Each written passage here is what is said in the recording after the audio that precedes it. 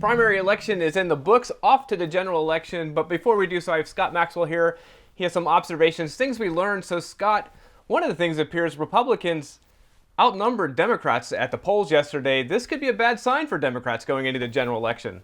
Yeah, it was one of the biggest, most sort of severe takeaways I had from the primary election. And what I mean by that is there were no big races to draw out Republicans in this race. There was no top of the ticket. In fact, the biggest race among the Republicans statewide was an agriculture commissioner race between Wilton Simpson and a guy that I'm guessing 9 out of 10 Floridians could not name. Yet only 1.4 million Democrats showed up for this big nationally watched primary between Nikki Fried and Charlie Crist. 1.5 million voted in that agriculture primary. Now, there are some other things at play, but what that normally speaks to is the enthusiasm and turnout gap. And Republicans have traditionally always been good about turning out for elections, while Democrats are sometimes better at spouting off on Twitter. So things could change in the general, but if you're looking to measure enthusiasm, it looks like Republicans already have it and Democrats are a bit behind. Yeah, let's focus in on one of the Republican races. Got some attention. This is the Daniel Webster Laura Loomer race. And Laura Loomer refused to concede. And curious how far this plays out.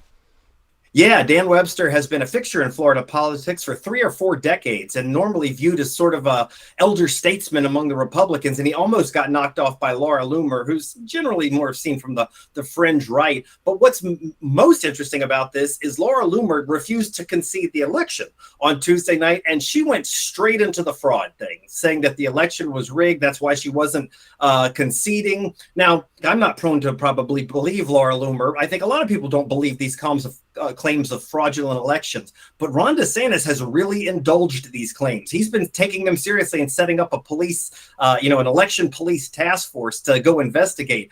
I'm not sure how Ron DeSantis doesn't send his police investigators on election fraud into that Republican primary where Laura Loomer says corruption is taking place. Yeah, let's talk about that a little bit more. You mentioned Laura Loomer with fringe ideas.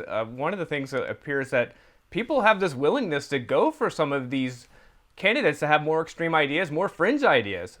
Yeah, there were a couple of examples. There was this state house Republican candidate named Luis Miguel running just north of us, sort of in the Ocala to St. Augustine area.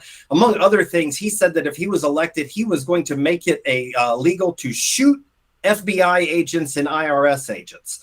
He got banned from Twitter. He did not win, but upwards of 23%, nearly 1 out of every 4 people in that primary voted for him, which is a little unsettling in my estimation. And similarly, in Volusia County, there was a guy named Fred Lowry, a minister we've written about. He's espoused QAnon theories, talked about celebrities being involved in child trafficking rings. He was running for school board in Volusia County. He did not win, but he got 49% of the vote. So there does seem to be an appetite in this nation and in this state for those kind of ideas.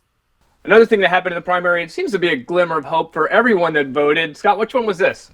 This has to do with schools in Orange County. And the reason it was pretty overwhelming is that more than 80% of voters in Orange County voted to keep taxing themselves for Orange County, to support Orange County schools. That obviously represents people from both parties. And it was a pretty good vote of confidence, not just for the district of Orange County, but also for public education in general. So if you're looking for something everybody united behind, Orange County, public schools in Orange County looks like it.